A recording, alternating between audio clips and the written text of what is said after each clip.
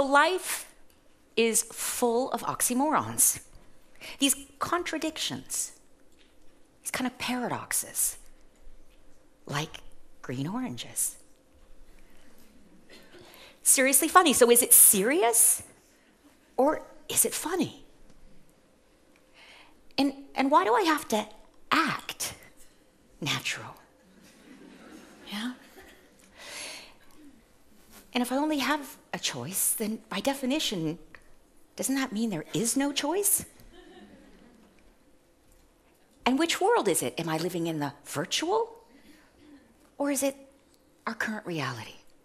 See, the great thing about oxymorons is that they push our perspective. They get us thinking differently. So, growing younger. Without question, we all know that we grow older. We age. But is it possible to grow younger?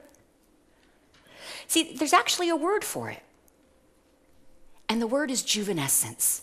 It's being youthful. It's growing younger. And the opposite is senescence. That's actually the process of aging. See, when we age, what happens is our cells stop dividing. So they stay alive. They don't go through a process of cell death, but they take on stress, they take on damage. And so when we start to think about life, we know the truth that we all age. But there's a second really important truth, and that's that you and I, all of us, we are going to live longer. Our life expectancy is getting longer every year. For women, it's about 3 months we add of life expectancy to every year. So over the course of about 10 years, you and I, we've added 3 years to our lives. You know, there's an amazing thing when you think about how much this world has changed. You know, you've got technology and you've got, you know, even going back a century ago, and you think about electricity and all these wonderful things, these innovations that were brought to the world. One of the things we actually don't celebrate, we don't talk a lot about is the fact that there's an amazing thing that's happened over the last century. And that's that we as humans, we've managed to double our life expectancy. In the 1700s and the 1800s, people were living to about 35, 40, maybe if you're lucky, 45 years old. And then the 1900s came, and life expectancy exploded. Thanks to medicine, thanks to sanitation, thanks to the fact that we think more about our health. We're more health conscious. So, amazing achievement. Here we are, women on average in Europe, we have a life expectancy of about 82 years old. Men, about 76. Now, there's a challenge. We're living longer, but are we aging in a healthy way? Are we staying healthy? Or is that last 5, 10, 15 years, is it in illness? Is it in disability? Do we stop really truly living? Here's the crazy thing. The richer the country you live in, the less you will have a healthier lifestyle. So if you look at this map, yellow is good. Red, not good. I can promise you deep red, really not good. Yeah? So here we are, we're living longer. But that question is really, what about those last ever so critical years, those last 10, 15, 20 years? Is it possible to stay healthy, to live younger in that time frame. So it all comes down to what's the quality of life we want? What's the quality that we think about? How will we ourselves age? Have you thought about what age you're going to live to? Have you thought what that last few years of your life is going to look like? Are you still going to be playing tennis? And are you still going to be out and active? So I want to do a little bit of an exercise here. I know you don't often get asked to do this, but I want you to pull out your smartphones I'm going to assume most of you have smartphones. If you don't have a smartphone, whatever the equivalent of your phone is, I want you to pull it out right now. Literally, get out your phone for a second. And I want you to find your calculator function. So your little app there, that's your calculator. And I want you to, we're going to do a little bit of hopefully simple math here. I want you to take 100 minus your current age. 100 minus your current age.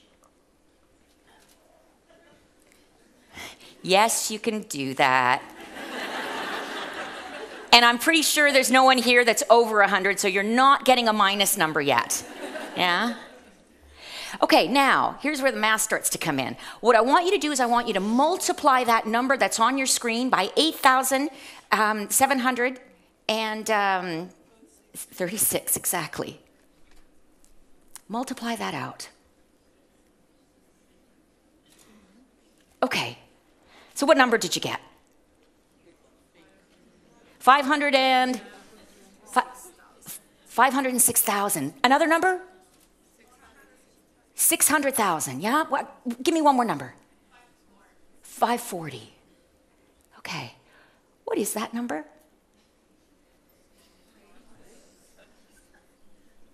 That's how many hours you have left till you reach your 100th birthday. See, I'm convinced that most of us in this room are going to reach our 100th birthday. Remember, life expectancy is increasing. 3 years every decade.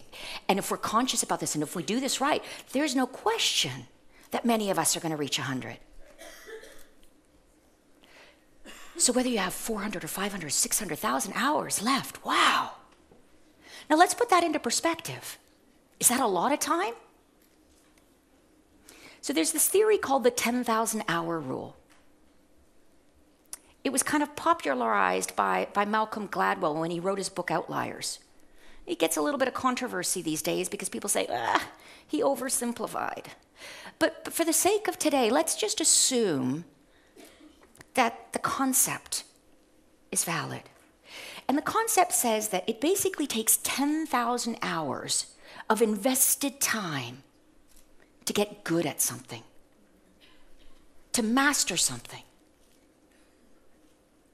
10,000 hours. Now, if you roll out maybe the fact that you've got to sleep, you've got to eat, there's some sort of factors in life that can consume all that time. So you could assume that 10,000 hours is more or less about a 10-year span to master something. So again, look down at your thousands of hours left.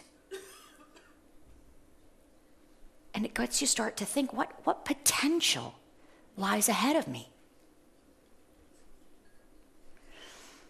Now, I'm going to guess that if I told you that there is something out there that all of us, most of us, have on our to-do list, and if I told you that that something is going to reduce your lifespan, that it's going to reduce your healthiness by about 60%, that it's going to put your risk of depression up by 40%. It's going to put your risk of heart disease up by 40%. And I promise you, today, you're already thinking about doing it. Maybe not immediately, but it's somewhere in your plans. Now, I just told you that what's on your list is going to reduce your health by 60%, is going to increase your risk of depression by 40%, increase your risk of heart disease by 40%. You still want it on your to-do list? It's retirement. Believe it or not. Retirement is a sexy name for unemployment. Yeah? And statistically, we know that when we are employed, we're engaged, our mind, our sense of worth, our sense of value is high. See, when you look at when retirement was actually thought up of, it was back in 1883. Now go back to, remember our little chart that showed when did life expectancy really boom? Life expectancy started to boom in the 1900s. And so when the German Chancellor Otto von Bismarck, when he thought of retirement, it was at a completely different time and age and space. It was when people weren't even making it to 65. And yet he came up with this because the Marxists were gaining in power and they were gaining in popularity and he needed it as a control mechanism. So he said, you know what, I'm going to force people to retire and I'm going to pay them a pension. But again, many people weren't even making it to 65, or if they were, it was just on the edge of 65. Now, we're living for 20, 30 years beyond that. Retirement for 20, 30 years. Wow.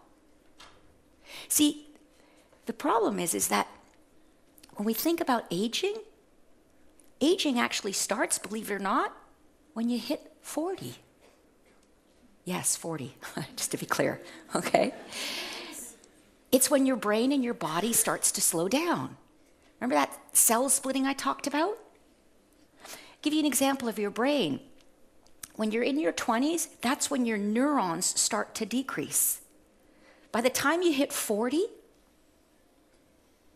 you are producing, your neurons are decreasing by 10,000 a day. So when you have that sort of excuse that you don't really remember and you're a little bit off kilter today, you can blame it on your neuron decrease. Yeah? So this idea of retirement, it was at a completely different age and time. It was 150 years ago that the concept came up. So this idea that our life was first about, 25 years of education. We educate ourselves. Mom tells us, dad tells us what we're supposed to do. We go to school, we learn. And then we take all that learning after that first 20, 25 years and we apply it to our careers, our jobs. And then at the end, you get this last 10, 15 years that you're rewarded with retirement. See, that formula, this 25, 40, 15, gone. Gonzo for you and I. You're not going to want to retire then. Why? Well, first of all, if you're going to live to 100, you're going to have a heck of a hard time financially affording your lifestyle for 30 years of retirement. And the second thing is, you've got to keep this muscle going. This muscle is critical to that healthy lifespan that I talked about. So you start to look out there and you say, well, but is this possible? Are people out there doing this? Are they breaking barriers? You look at Carmen. She's a model. She was a model. She's still a model today for Vogue. She got her first Vogue cover at the age of 15. When you look at Ernstine, she at the age of 56 started going to the gym for the first time. She thought she was looking a little flabby. Yeah? She's now she's a Guinness World Book holder in terms of bodybuilding. At the age of 82, she's not competing anymore. She's just a personal trainer now. Masako, 43 years banking. The age of 60, retires officially, and buys her first computer. Teaches herself how to use it. And at the age of 80, launches her first iPhone app. Today, she's a programmer, she's a coder, and she teaches others. Nola, another Guinness Book record holder. She is the person who is the oldest to ever graduate from an educational institution. She graduated with a major in history at the age of 95.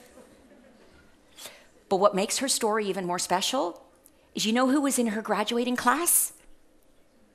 Her 21-year-old granddaughter, Alessandra. Oh, and by the way, she went on to do a master's, and she graduated with her master's at the age of 98. So whether it's bold, brawn, beauty, or just being sassy, you've got Helen. Helen, at the age of 85, had her granddaughter help her post the very first picture she'd ever posted on Twitter. Today, Batty has 3.7 million followers on Instagram. And she just launched her book on her guide to life. Irene, a nurse, worked until she was 83, at which point she was retired. To be clear, she didn't want to retire. And it wasn't because she couldn't handle the patient. She was actually phenomenal at patient care. But what happened was technology caught up with her. The hospital she worked in sort of computerized all the processes for patient care and what have you, and she just didn't have the computer savviness. So she officially retired at the age of 83 and freelanced for another year as a nurse. So as you can see, that I don't have to look far to get inspiration on juvenescence, because my mom has actually provided that mindset for me as well. So it is all about mindset. A lot of how we age. By the way, 25% of longevity, of our longevity, is in our DNA. It means 75% we control through lifestyle, through our mindset. So this isn't about retiring. It's about rewiring. It's about rewiring our minds. It's about rewiring our bodies. So I think about my 428,000 hours left. I can see everybody getting out their calculator. How old does that make her? I'll make it simple for you. She's 51, yeah? So I start to think about this and I say, wow, I'm at the halfway mark. Pumeta, yeah? So I look at it and I say, well, I've had this great corporate career, but I wonder if the corporate world is going to want me for another 50. Because remember, I'm going to make it to 100, yeah? So I'm already actively looking at, well, how does Ania think about her next 20, 30 years? Because I want to be able to do things that fulfill me. I want to still be able to contribute in ways that make me grow. So whether it's now starting to work on boards, and whether it's now starting even my own little startup. A year ago, I invested in a medical startup that we're going to have launching in the next couple of days. Still in the corporate world, but I'm already thinking about not just tomorrow, but the day after tomorrow. It is a lot about learnability. It's about lifelong learning. Remember that formula I talked about that we grew up with, that our first 25 years was education, 40 years of work, and then relax on the beach for 15? Doesn't work for us. The new formula that I'm proposing is it's 100 years of learning. Think about it, how much we can explore, learn. What did I know about the medical business? And here I am in a medical startup that kicks off very, very soon. But boy, am I excited about it. 60 years, maybe even more of work. It's probably not going to be doing what you're doing today, and good for you. Masako, she was a banker. She didn't know she was going to be an iPhone app developer. If we're lucky, we won't retire. We'll live that life to its fullest, and we'll be really rewarded in terms of the health of life we live. So this idea of growing younger, ever more possible.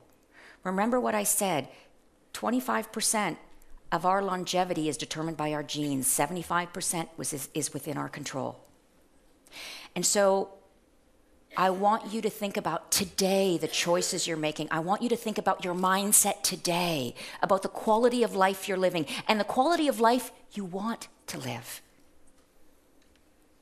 And think about what is it that you're going to master next. Thank you very much.